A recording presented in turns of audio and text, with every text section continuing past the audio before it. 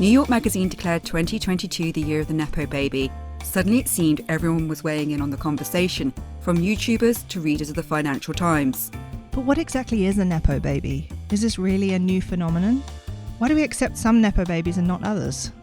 Let's dive straight to the comments and see what people are saying. First things first, I'm Sarah. And I'm Lisa. And we have a bit of a confession to make. We are fascinated by celebrity gossip culture, but it's always been a bit of a guilty pleasure. I remember as a student, and we're talking early 2000s now, I would buy the National Enquirer every week. Well, it felt like everyone else was reading The Economist or The New Scientist, and I would secretly be reading that, feeling less valid, even though I was studying experimental psychology. But these days, everything's online. It's so easy to get access to all these things, and it's so easy now to comment on it. And that's become a whole new area on top of the story, so much so that the comments themselves sometimes overshadow the stories. It's really fascinating because it gives us a bit of an insight into what people are secretly thinking. And of course, some of them are just hilarious. I completely agree, and me too. And growing up, I loved film, music and pop culture. I was always rummaging around in the newsagent, buying the magazines, starting off with smash hits, then on to Empire, this film magazine, The Face, Sky. I mean, it was just complete magazine addict, and eventually moving on, as I got older in my 20s in London to Grazia. And I think I was thinking about it the other day, like about 2009, I stopped buying them all together and reading more online, joining Twitter, just sort of following the comments and what people are saying. And then I myself, but for the benefit of the listener, is that I've been working in social media for the best part of the decade. So I've been reading comments for lots of different brands and just trying to keep up with the millions of conversations going on out there. It's really hard for a brand to track it, let alone when a viral story like Nepo Babies blows up. Yeah. And that's kind of why I wanted to start the podcast with you. I was thinking, who's listening to all this conversation, and is someone making meaning of it all, and do these comments matter, or are they just meaningless chatter? And I think they matter. Well, yes, that's why I'm here. I do think they matter. I think I think they tell us a lot about our society, and also it's really interesting to look at what our motivations behind reading certain comments are as well. Absolutely. Okay, so Lisa, what is a Nepo Baby? So, Nepo Babies, they are celebrity children who are making waves in the creative world but are facing criticism for their perceived lack of merit. The Nepo Baby trend kicked off in February last year with a tweet about the cast of the TV series Euphoria. So basically, it was just saying this whole show is full of cast members who have famous parents. And then the kind of conversation was heating up about Nepo Babies, culminating with this epic Nepo Baby article in the New York Magazine in December titled How Nepo Babies Are Born. And on the cover, it had Dakota Johnson, Lily Rose Depp, and other lots of Nepo Babies. I mean, you've seen this cover. How would you describe it? I have, and it's quite an iconic image. It does really grab your attention. It's a series of, I think, 9 cots, like you'd have in the creche of a hospital after the babies are born. Yeah. And there are all these babies in these cots, but with the heads of what they're now terming Nepo Babies superimposed. So like you said, Dakota Johnson, Lily Rose Depp, Zoe Kravitz. And it really did grab your attention. And I think it was everywhere at that point. It was. And it's a great piece of marketing, right? Oh, absolutely. I mean, I just think it was a genius bit of design. There's part of me that felt guilty for kind of like, it felt a bit snarky. I felt a bit guilty sort of definitely liking it. There was something a bit dirty about it, but something it just nailed it, like the situation, like in the issue. And one of the things that I was thinking about when you looked at that cover and you opened up and you read through the stories, they did another picture of the kind of Uma Thurman, sort of her face sliced with Maya Hawke on the other side. And one of the things I noticed when you read Nepo Baby stories is a sort of fascination in the comments about the physical resemblance of the children to their parents, often, dissecting them side by side. I don't know, it's just sort of, and when I started sort of going around and looking at different articles about Kaya Gerber, the daughter of Cindy Crawford, there's a lot of stuff about, one of the comments is Kaya is pretty, yes, however, she doesn't hold a candle to her mother in her modelling days. Or Lily Rose Depp, the daughter of Vanessa Paradis and Johnny Depp. And someone wrote a comment and said, The balance of the genes of Johnny Depp and Vanessa Paradis is the perfect balance with her. And I was just thinking, just starting with that cover and that whole visual, why do you think there is such a fixation with how much they look alike to their parents or don't look like their parents? Well, I think first off, humans love comparison. So any opportunity to compare, we automatically go into, we want to categorize. But I think there's also constantly that conflict within us where we're wondering how much of a role nature and nurture takes. Mm-hmm. So have they inherited the genes? If they have, and they've just been handed this talent and this beauty, then there's a feeling of unfairness. They've started off ahead of the game by already looking like a supermodel. Mm-hmm. If they haven't, then there's almost a schadenfreude, that feeling of like, oh, well, you had famous parents, but you still look average. So ha ha ha. There's that element, I think. Yeah. And there was a lot of that sort of, and I was going through the comments and I was really trying to pick comments that, because I don't want to sort of go too much into mean tweets territory, but there is a lot of nasty comments about Kaia Gerber and Lily Rose Depp. And I think who's the guy in the end? It's Will Smith and his son. Jaden Smith. Yeah. And it's interesting how they just go into micro detail, almost like saying, like you said, that they didn't turn out as attractive as their parent. And that is a sort of sport in a way. Like, so they don't deserve to have any kind of platform.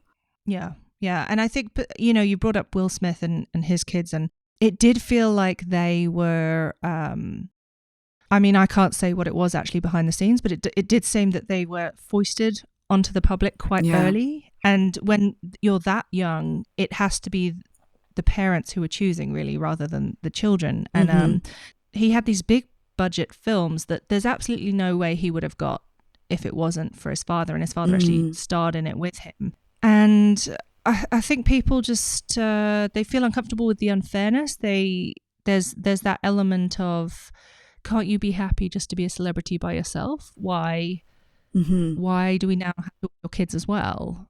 Absolutely. When I was reading the article, one of my favourite quotes from the article was that, and I'm thinking of the Smith children, they glide through this world taking for granted the opportunities of which most of us can only dream, and they don't even seem that grateful. So, are all Nepo babies equal?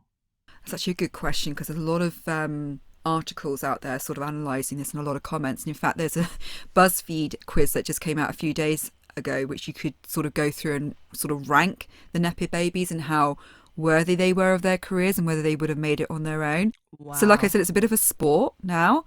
It's interesting because there are some that are really made fun of, and I think one of them, and you mentioned him earlier, is Brooklyn Beckham, and he seems to have a real target on his back, I think, at the moment. And just yesterday he made a lasagna, and and on the Mail Online they had some comments that said, next week little Brooklyn will be making dinosaur chicken nuggets. I mean, it's difficult, really, isn't it? It's difficult, really. Like I said, you're going back to, like, I feel like we're picking on kids, but stop calling him a chef. He's an insult to people training hard to be a chef. He doesn't have a job and drives cars for 1.5 million. So I think it's quite easy to understand why he gets people going. Yeah, I mean, the thing is with acting, there's no requirement, right? You can, there are a lot of self-taught actors, there are a lot of self-taught musicians. Chefs on the whole have to do a hell of a lot of training, and they have to do a lot of hours. It's a really tough job, and there's a technical ability to it. So it's the same as he did. I think he did photography before, and it's great, live your life. And obviously someone's interested in watching because he's got millions of followers. Yeah. But there's an element where you think it's a little tone deaf. I mean, why are you doing instructional videos on, I think, how to make a breakfast sandwich? For me, that's a bit like, if you love cooking, then that's great, do it. But it's just a bit, I mean, I can't answer this question, but is he aware of the backlash and he's playing up to it, or is he just unaware? I don't know. It does seem odd to me. And I think that's the thing with Brooklyn Beckham. He's sort of the person I think that people are going to, because it seems like you said he's just taking these massive shortcuts. And also switching around. So, like, first of all, he wanted to be a photographer and then he wanted to be a chef. So I think there's an element where people go, how committed are you to each of these things? If you do them for a bit and then move on, do them for a bit, and you immediately get the reward of maybe being able to release a photography book or being able to film a cooking series straight off, but then you're like, oh well, I wasn't that into it because now I'm gonna, I don't know, what's he gonna do next week? But someone's watching. In fact, a lot of people are watching. A lot of people are watching. But someone actually jumped into his defence in one of the comments. He said, I totally get why their parents big them up and give them the help on the ladder, up the ladder, sorry. And I totally get why their parents let them. Who would honestly want to go to a boring 9 to 5 job each day if you didn't have to and could do something highly paid and fun instead? What I don't get, though, and this is to your point, Sarah, is why well-known fashion houses, TV producers, etc. give them opportunities, knowing they are not good at their profession or got the right qualities for that industry. But then, on the other hand, it can be a gilded cage, like a pressure cooker. This is especially the case when the parent is iconic rather than merely famous, a figurehead rather than a celebrity. And I think I was thinking of Lisa Marie Presley, who sadly just passed away. Yeah. I followed her life growing up as my dad's huge Elvis fan, and I'm called Lisa, and he was going to call me Lisa Marie. Oh, wow. So there was part of me that felt very attached to Lisa Marie growing up. I was very curious about how much she looked like her father, and it's extremely sad to see when she passed away at such a young age, and just 24 hours beforehand she'd been at the Golden Globes to see the success of the Elvis film, you know, winning all those awards. Yeah. So, but for her, you could say it's been a gilded cage, right? I don't know if she could ever Absolutely. really break out. It also makes me think of people like Liza Minnelli and maybe Frances Bean Cobain, people who've lost their parents quite young, possibly to drug addiction, other things. I mean, if you're Elvis's daughter, you have absolutely no chance of a private life. Mm-hmm. And if you are fascinated by music, or that's your natural bent because you grew up around it and maybe that's something you love anyway, I mean, you have no chance of ever even reaching the same level as your parent, let alone eclipsing it, because you've got someone who's genre defining, is a massive cultural icon. The same with Judy Garland.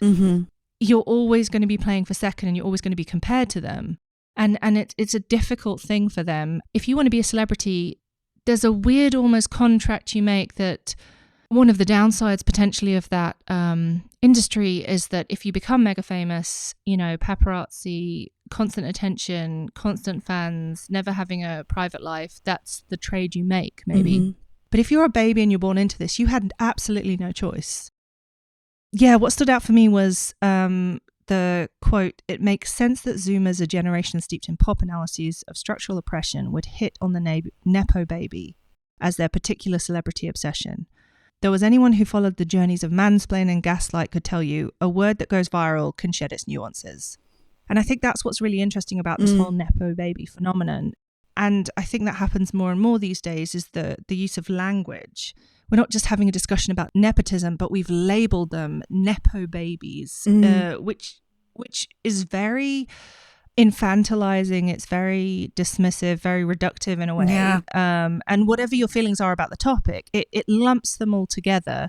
And it's already a term of criticism innately. It reached fever pitch, and the accused Nepo Babies started hitting back. And I think their reaction fueled the story itself. Yes. And like you said, I think when the Nepo Baby term came up, for me, it specifically does refer to a specific generation of these new actors, models, those kind of things that feel like they've just wandered in. But now the whole topic has been extended far and wide to include people like Jamie Lee Curtis.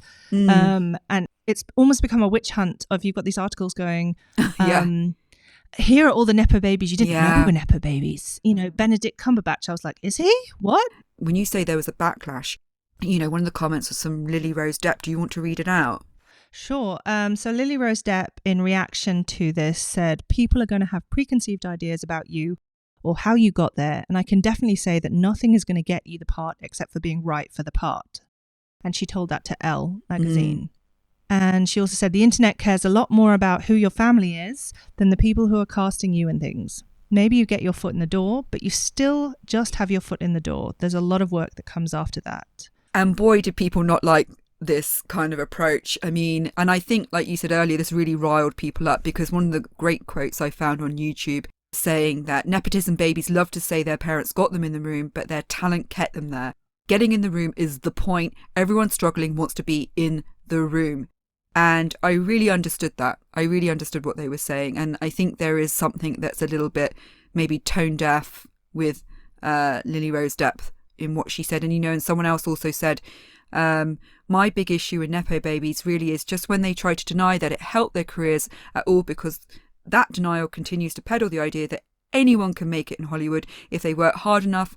And a lot of people throw away their whole lives trying to get their big break. I wish Nepo Babies would just be open and honest like Jamie Lee Curtis. Actually, what did Jamie Lee Curtis say? Well, she ended up being dragged into this whole thing herself in reaction. And she said, I've been a professional actress since I was 19 years old. So that makes me an OG Nepo baby. But some 44 years later, there's not a day in my professional life that goes by without my being reminded that I am the daughter of movie stars. And we're talking here about Tony Curtis and Janet Leigh. Yeah. It's curious how we immediately make assumptions and snide remarks that someone related to someone else who was famous in their field for their art would somehow have no talent whatsoever. And I think she has a point, for sure. Especially someone like Jamie Lee Curtis, who has been in the industry for 44 years. She has worked hard. And I personally would say that I like her. I think she does have talent. Yeah. I think what was so tone deaf about Lily Rose Depp's reaction was to say that, for me, what jumps out is, I can definitely say that nothing is going to get you the part except for being right for the part. Well, I mean, there's a whole library of films that would prove otherwise. Going back to the days of Golden Hollywood, where they would throw the parties for the producers, so starlets would come and try and become a mistress of a producer so they could get a job. I mean, this has happened so many times. It's weird to say that you would never get a job for any other reason than being right for the role. That seems weird to me. But it seems to really happen a lot in the modeling industry, and even acting, as long as it's not too serious an acting part. You'll have a lot of influencing model reality show. I think that's what people really object to. It is, and that's why we really like this quote from someone called Mrs. Danvers. I mean, first of all, can I just say that should be my username? I'm obsessed with Rebecca.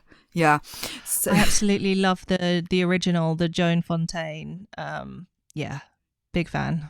She's saying it's not news that parents often help out their kids if they go into the same business, but nepotism in the fields of plumbing, dentistry or accounting doesn't inspire resentment. Acting is a high prestige, easy, lucrative gig with lots of time off, so everybody wants in. Voila, resentment towards Hollywood, Nepo Babies.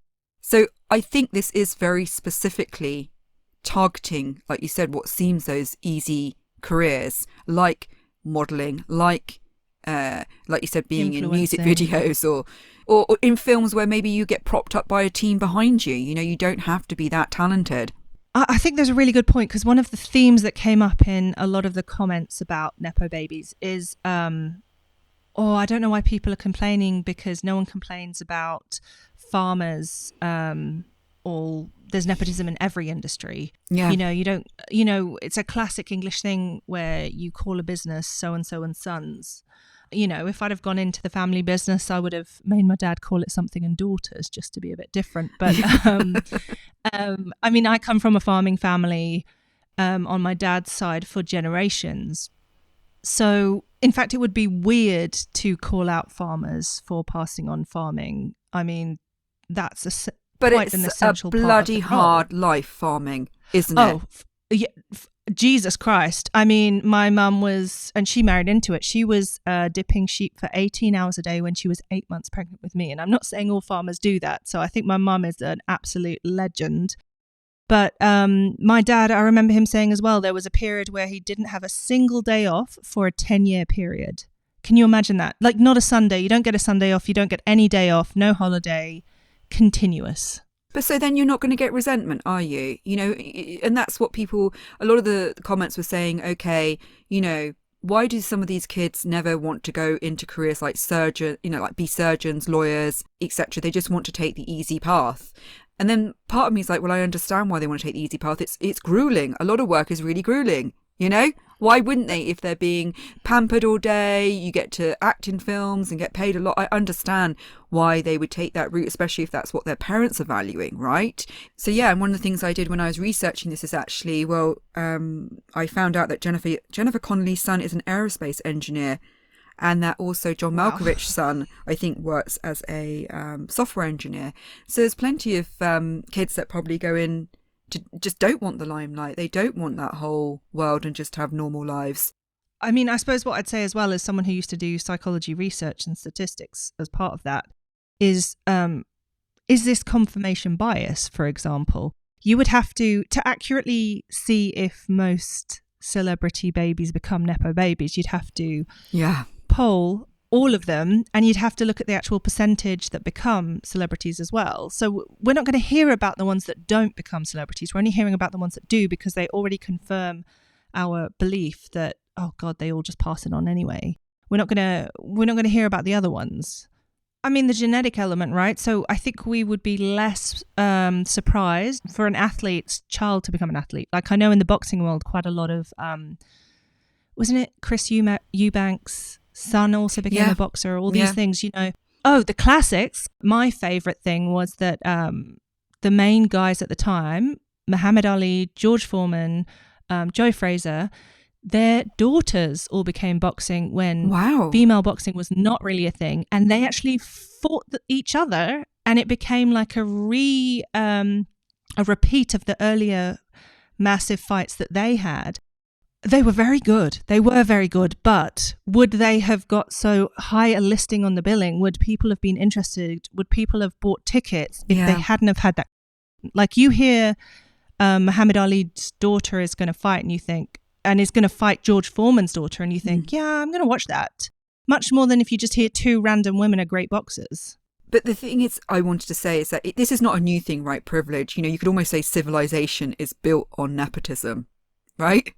Family business. Going back to your point, it's families passing on business to family. And why would you not help your kids have a leg up and give them opportunities? I mean, historically, it was wealth and power rather than fame, because fame wasn't so ubiquitous. We didn't have access so globally. You know, you've got these, even in I was going to call it the New World, but I mean, even in America, you've got the Gettys, the Rothschilds, people who have this cachet just for now having had generations of wealth.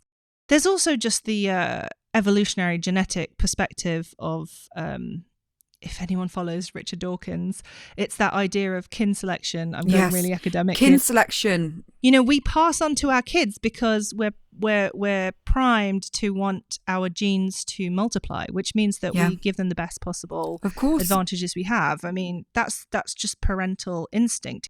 I'm more concerned about parents who have kids and then just go, oh, fuck it.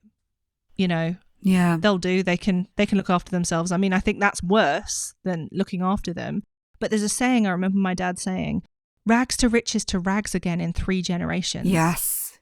One generation builds it, right? Just builds the wealth. The second one lives off it. But the third one never saw the struggle, and they didn't learn because they were just given it, and they often lose it all. I think one of the things I always liked was, so my dad was like I said, he was a farmer, but he had to learn from the ground up. So they didn't just go, oh, here you go, start running the farm. He was working on the farm from the age of 4. His first job was making sure the calves were fed. He had to do that before he was allowed to eat. He always used to say, a boss should be able to do every job that he's asking his employees to do. Well said. If not better. Yeah, love that. I love that. It's true. Yeah, my dad was brilliant. But that's the thing, you know, when I was looking at some of the comments for this, you know, and why... because nepotism, like we said, is not a new thing, or passing on power or privilege, especially us as Brits coming from the UK with the class system. Yeah, we've got a monarchy as well. Yeah, hello, the royal family. The original. I thought, what would the people in the business folks say about this Nepo baby issue? And they kind of put it in a kind of very simple way that just made sense to me. He said, the issue with acting is that name recognition does carry weight. Like it or not, a Nepo baby has name recognition with their famous parent, and that might be enough to cut through with audiences. With the current deluge of content, along with a move away from linear scheduling, means that any marketing cut through is worth it to broadcasters and video on demand platforms or streaming services. It helps if the Nepo baby can act a bit, but let's be honest, poor acting skills has never been a barrier to success in substantial parts of the entertainment industry. Well, I think that's a really good point, especially you work in marketing, so you know this. They only do it because it works. If they used the name recognition and people weren't buying the tickets, they'd stop using people with name recognition because it would be pointless. It's self-fulfilling, right? So if we keep consuming it, then they're going to keep supplying it. I think that's a really good point in terms of we sometimes I think forget that the entertainment industry is an industry just like any other. So just like boxing and sport, which is also an industry, it's about making money. That's why people run a business. Whether you agree with it or not. But, in boxing, it's not just who's the best boxer. It's also, can you sell enough tickets? Are people going to be engaged? There are some amazingly skilled athletes out there in the same way that there are some amazingly skilled singers and artists. I mean, look at Van Gogh, who didn't become famous until after he died. Very skilled. But if you can't get people talking about you, remembering you, choosing to go and see you, then people aren't going to give you space to do that. And you're bringing me on to a point where I kind of with this topic, I said to you that I find this topic a little bit difficult because personally, I wanted to start out and, I love drama from a young age and acting and dancing, but I wasn't like a typical stage kid, and I didn't have that background.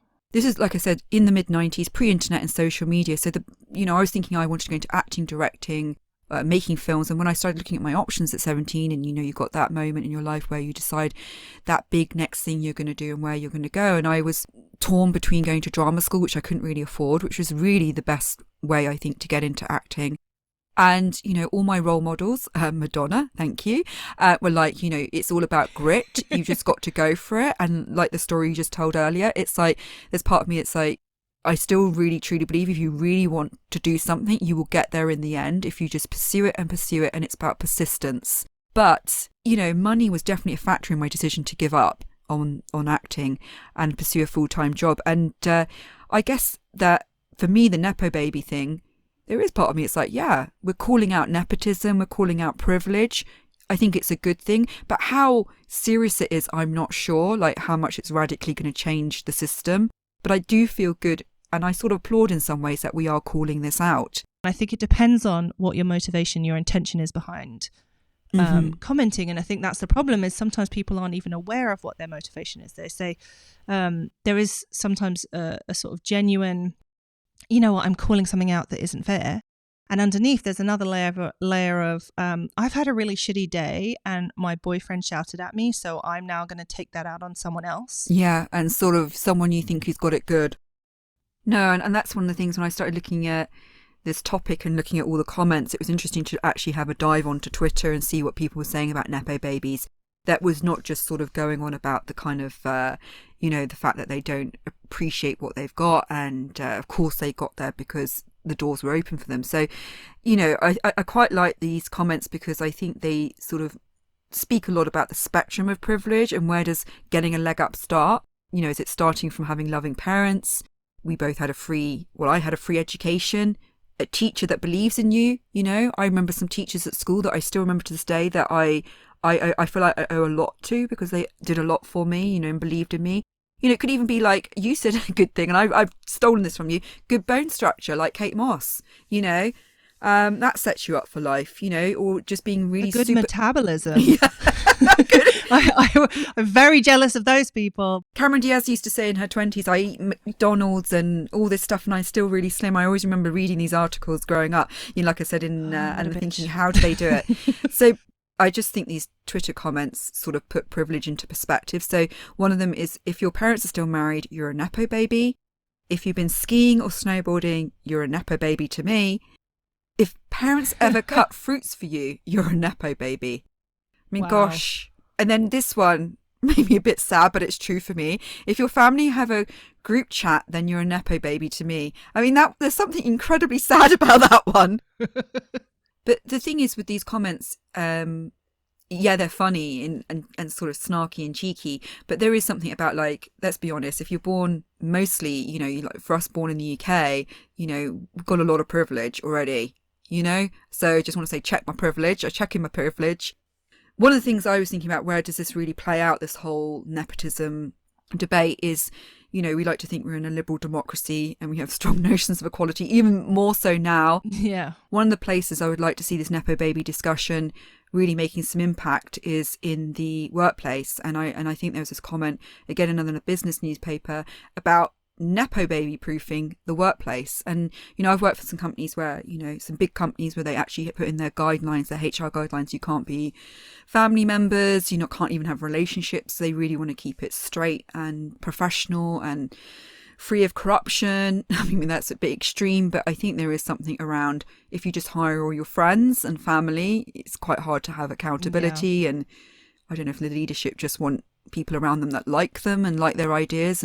But particularly in very powerful industries where they're affecting the general public, there's an element of, we need people who actually know what they're doing and are there because they have certain skills. Exactly. And there was this quote, like I said, in the business press. It said, right, but in this era, can you find my son an internship in your bank for the summer? Old chap is long gone. Compliance, HR and the press office don't allow it. Plus the banks don't need the headache. If you want an internship in the city or wherever, you fill in the application form.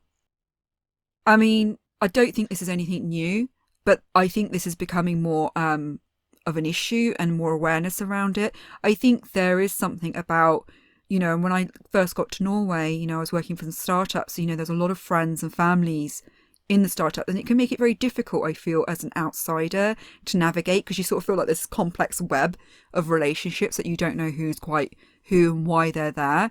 And I'm not saying you shouldn't hire people that you feel are supportive and you feel they've got the right skills. Of course, it's your every right if it's your business, but it gets difficult when you mix in outside talent as well. I feel, I don't call myself talent, but outside people, when who sometimes feel like you have to sort of tread lightly who's the son of somebody or the brother of somebody. You know what I mean? Yeah.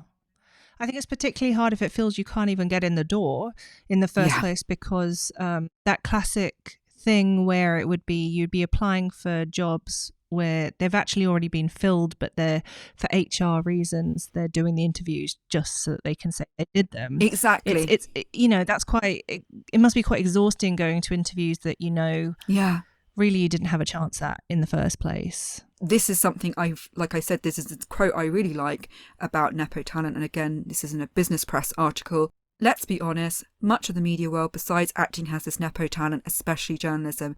As the article says, it's the ability to survive on low or no income when getting started that keeps working class kids out.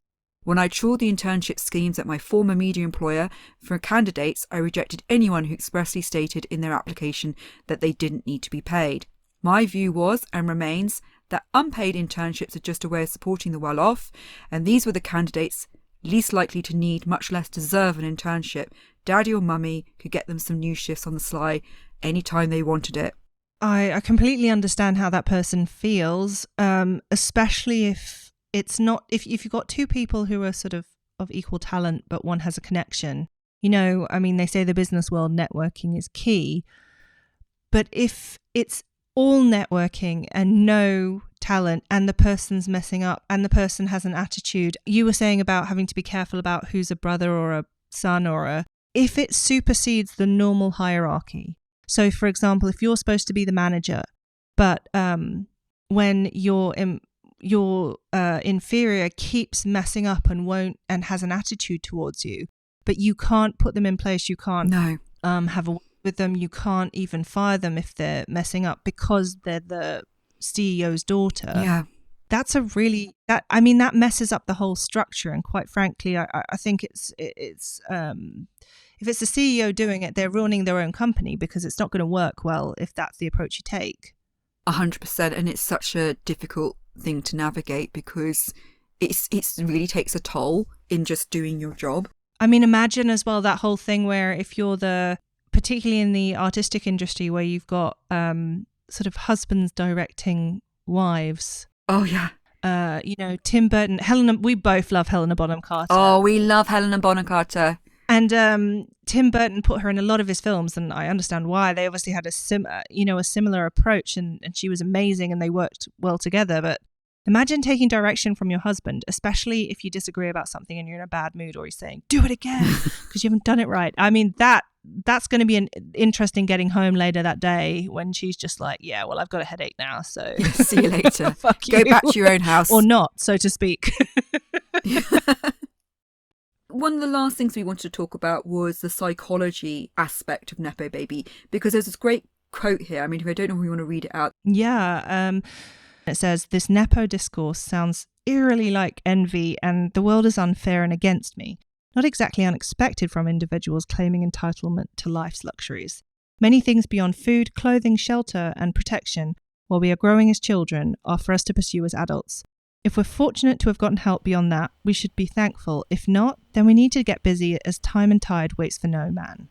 And I think we definitely live in this sort of zero-sum world where we think that if someone else there are finite resources. Yeah. And while there are finite resources, I suppose, when you look at really exact resources like, there'll be a finite amount of copper or there'll be a finite amount of oxygen.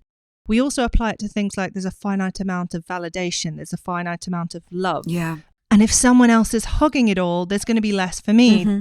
I think as humans we do, it's the natural thing with sibling rivalry as well. If my sibling's getting the resources, that's resources I'm not getting, which would directly affect my ability to survive and thrive. And I think particularly we've gone through a hard time in the last couple of years. We've had pandemic, we've now got cost of living crisis. And there's that element of they've stolen all the fame, they've stolen all the opportunities, and that's why I'm not successful, that's why I don't have things. And so every time we see someone else have something we want, it feels like there's less available for us. Yeah. I did Jungian therapy for a few years, and we talked a lot about the shadow and your shadow self and projecting things onto people, because it's often, my mum used to say, when you don't like something about someone else, check yourself first. It's not something about you. Because you can easily get that thing where they call it like having a chip on your shoulder, and you've got to kind of go, well, actually, there may be other factors at play as well. Because like I said, I think, growing up, it's about a spectrum of privilege, and I feel I was given a lot. And there's plenty of people that have made it from tougher backgrounds into the entertainment world. And I do think that, for me, this whole Nepo Baby debate has really become sort of a viral sensation, because I think people have more access and can see more what other people are doing on the internet and on social media. It's more like you said earlier about Brooklyn Beckham. It's sort of there for you to see. It's hard to almost not see him doing stuff. It's almost like a way that it will come to you, whereas before maybe I wouldn't even picked up that magazine and I wouldn't even bought it. Yeah, I think it's also how we define success. Do we find success as merely attention? Is fame in and of itself a success? If I think of Alice Neal, the artist, for her goal, I think, was just to paint things that she thought was beautiful. Mm-hmm. Later, when she became more renowned, I'm assuming that was like the cherry on the top, but her goal wasn't to be renowned, where it feels like today we've got OnlyFans, we've got all these things. The aim of everyone, it seems more and more like we covet just exposure itself. Mm-hmm. So I think this has been a really interesting topic to discuss today and to kick off our podcast. Absolutely. I don't know where it's going to go, this whole conversation. Like I said, I'd like to see Nepo Babies sort of become less about this kitschy name and maybe a bit sort of a shaming name or phrase, and actually make its way into the workplace, like actually being much more transparent about hiring processes and who gets jobs and being fair, about things. Yeah. Let's see. So, Sarah, we've gone through a lot today. So what are your final thoughts after reading what I think have been many, many, many comments? Hopefully we've given a good 360 on the topic. We've covered quite a lot of things. What do you think? Well, essentially in life, there'll always be someone who has more advantages than you in aspects of their life, and there'll be someone else who has less. There's definitely no point denying that in certain areas, such as money and career opportunities, some are definitely luckier than others. We all live with some kind of legacy that's been passed on to us from our family, and unfortunately for some, that can just be trauma. But these statements, I think, are just as true for celebrity offspring as the average person on the street. Lumping them into a single dismissive label like Nepo Baby, it really misses out on the intricacies of individual experiences. In a social media-obsessed world, where public attention, unfortunately, of any kind seems to be coveted more than ever, it might seem that we're wading through an increasing deluge of famous children, some of whom seem to do little more than just take photos of themselves wearing bikinis. But there are others, and they take their initial advantages and opportunities, and they work hard to make the most of them. Ultimately, fame for fame's sake only exists because we choose to be the audience. We have the choice to stop watching, buying, commenting on and liking people and things that we feel are undeserving. So, just why do we keep perpetuating this and allowing people we claim are undeserving to monetize their name recognition? Do we, in fact, just enjoy having someone to vent our frustrations on? Well said, well said. And I think I'm going to leave it with this quote. As the Earl of Chesterfield confidently formed the House of Lords in the mid-18th century, we, my lords, we may thank heaven that we have something better than our brains to depend on. Thank you for listening and see you next week. Bye. Thank you to our lovely producer, Emily. If you enjoyed today's episode, please don't forget to leave a review and subscribe. It really does help us in reaching more people. Also, you can follow us on Instagram at Straight to the Comments Podcast. Our handle is S2TC Podcast. And join us next week where we'll be diving headfirst straight to the comments. See you there. This podcast has been produced by Emily Crosby Media.